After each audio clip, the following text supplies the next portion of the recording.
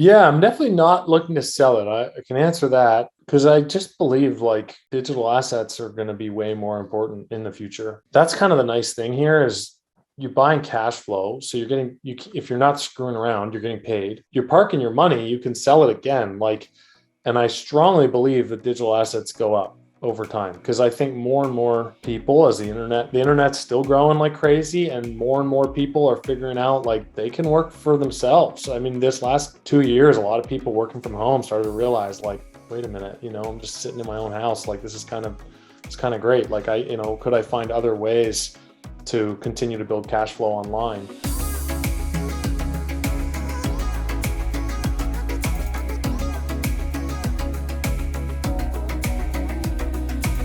Awesome. Well, thank you very much, Devon Wright, for joining us today on another episode of Humans of Flippa. You've got a really fun and impressive story, so we'd love to tell the Flippa audience all about that. Devon Wright, thanks for joining Humans of Flippa.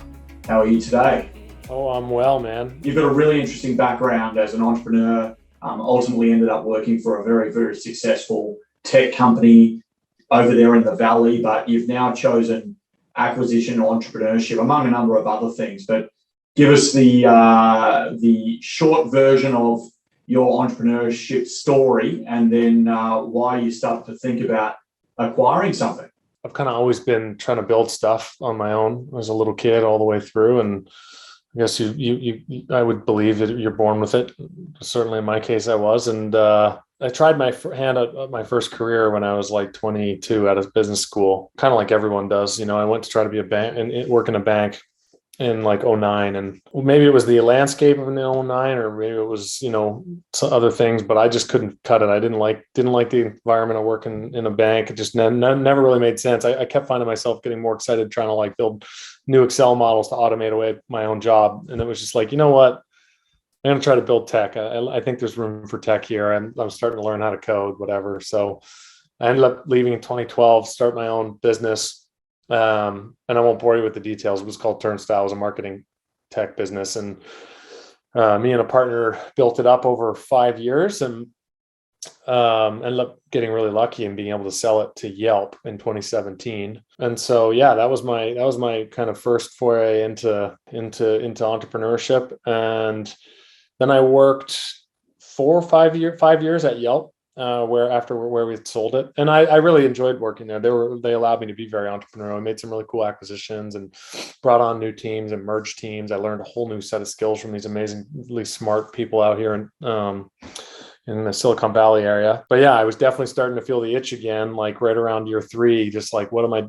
I really liked working at Yelp, but it's a big business as any big business. You kind of the entrepreneurial itch was real, and I wanted to own something again. So I started to look around at what businesses were out there that I could maybe run like a little bit passively, a little bit more on the side, that would give me an opportunity to put some of the capital I'd made it to use and give me the opportunity to build something while I was working at Yelp. But wasn't going to be so many hours. Like a startup, when you start a fresh new startup, like in a tech space, you'll go 60, 70 hours a week. Like I didn't want to do that yet. So I just started looking at online and reading and researching, and it looked like e-commerce / kind of drop shipping was a really interesting opportunity. And that's where I started looking around for different sites that could provide an opportunity to acquire a site or a digital asset, I guess I'll call it. And that's where I found you. Okay, and so we'll get into the asset that you purchased in just a moment, because it's it's a pretty cool site and store. But and you did allude to this. I mean, starting a startup, whatever you said, 60 to 70 hours worth of effort per week, which is arduous. But why, in general, why buy versus start? It's a really good question, and I actually I had been reading online, and one of the guys I follow when it comes to e-com, he was all opposed to acquiring, because he said, you got to learn from the ground up. You got to learn what products are going to work. You're going to need to learn how to do the advertising. You're going to need to learn how to build and fix a website. You're going to need to learn content. All the different things that and tactics that you may take on. At the same time, I also wondered, like, I've run companies before now. I've run marketing teams. I've run and applied budgets with product managers to tweak and test and learn different changes to websites so that we could see what's working, what isn't. And I wondered, like, are some of the skills that you learn when you build from scratch things I might already know? Because I've already built a tech company once from scratch, and I've already kind of worked with large budgets building go-to-market and marketing machines. So I wanted to take a crack at that. And like, could I accelerate getting through the nasty, ugly 3 years it could take to build, find the right products and then, test and learn them in the market. And I'm sure there's a lot of fun in that, but at the same time, it's like, I was trying to get something where there's already cash flow, there's already money. I can already start to use that cash flow and optimize. And so I'm gambling on the fact that, like, I might already have some of those skills. I would say, like, had I never built a business before, had I never run like a decent marketing project in the past, you might want to try to run one of these things from the ground up, because there's a lot to learn, and I'm learning that now. We often talk about, make sure that you've got some expertise that is complementary to the business that you acquire. We talk about the fact that it's almost impossible to know absolutely everything, and you can hire experts to do that alongside you, be them VAs or a low-cost workforce off a marketplace like, a Fiverr Pro or an Upwork. So just quickly on that, what are the core skills that you've brought to the table, or perhaps your partners brought to the table, versus the skills that are being outsourced? Yeah. So right away, what we went and did was we found a great company called Ibble in the UK, because my store is in the UK. We found them as a kind of a PA or VA group, and they've given us an amazing person named Joe, who is like, we brought her on day one to help me as I got my hands around like customer support, because we bought an ongoing concern, right? Like, it already had customer traffic, it already had customer support that needed, people calling and worried about where's my shipment or needing return. So there was a lot of like customer traffic right out of the gate. And you can do that stuff. Not anyone can do that stuff. Actually, it takes a pretty patient skill set. But a PA or VA to help you with that sort of stuff out of the gate is pretty critical, and was for me, because that allowed me to try to stay out of the weeds. I still am in the weeds quite a bit, but you try to stay out of the weeds so you can just look at the big picture, because you need to meet your new suppliers. Like, all these people are like, whoa, this thing just sold.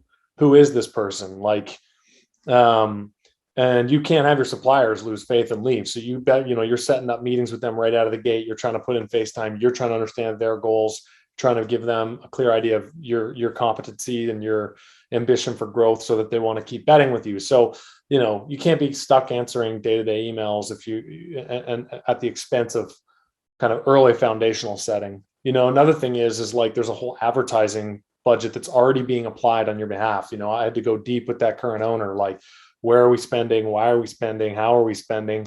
And he was an expert at that stuff where I wasn't. So I wanted to put in some hours with him.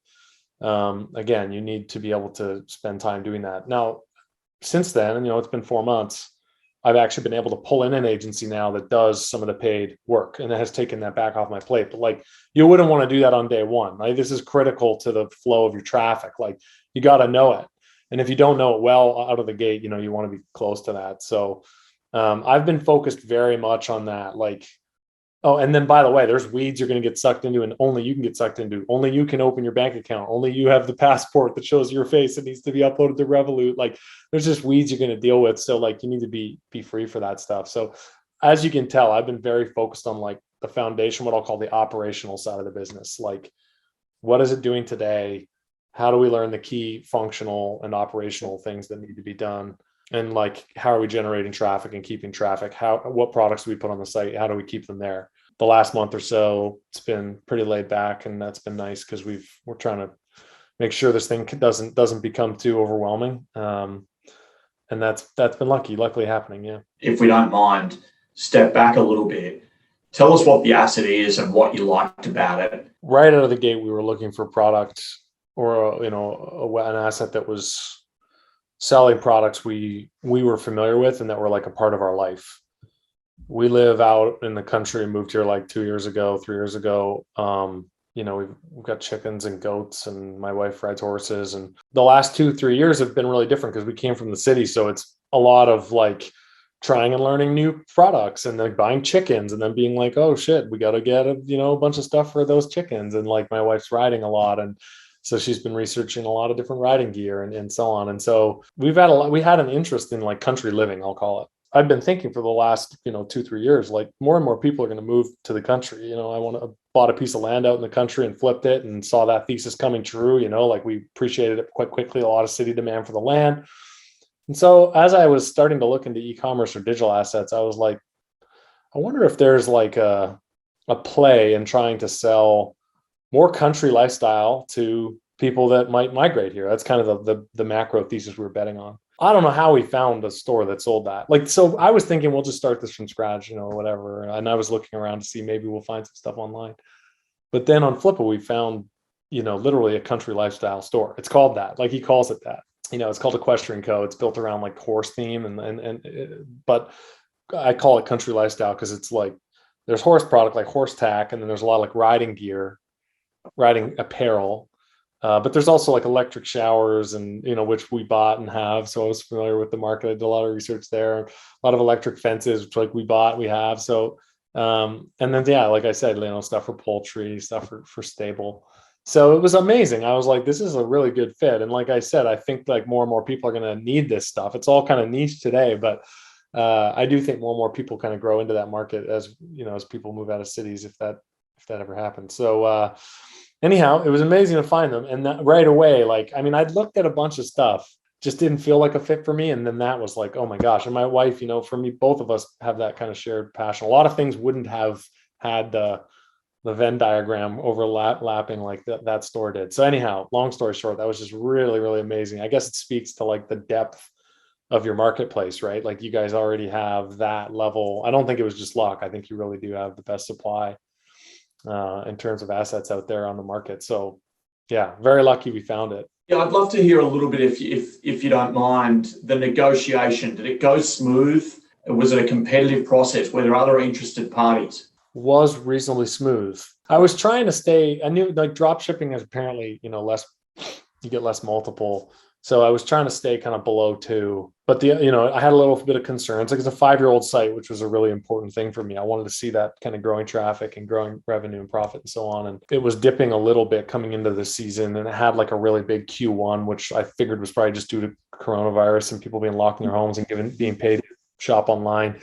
So there was what was really nice, maybe to speak to like you guys, what you've done is all that information was available before I even met the buyer. Like Flippa did an amazing job pulling in the Shopify data, pulling in the Google Analytics data, pulling in tons of traffic data. So it was easy for me to just be like, this is a real business right away. I could see. I've been looking at all sorts of classes to spend 330, but like the best dividend that I've ever seen is like 7 or 8%. It's like you're going to take 10, 12, 15 years to pay yourself back, to see this kind of multiple, or I guess, percent return. You just have to have confidence for real business, and it's got real legs, and it's got some sticky products, and then you're making a decent bet. Awesome articulation of the process. How long was it end to end from the moment you found Equestrian Co? So you spotted it, you had a good look at the listing, and then you finally received the assets, having paid the money into escrow. I think it was 2 months, maybe less. It was pretty quick. Like I kind of stumbled into them in October. I think I reached out, had a quick call. He had a broker, so that might have helped move things, but yeah, no, I think it was like, because you already had so much information out of the gate.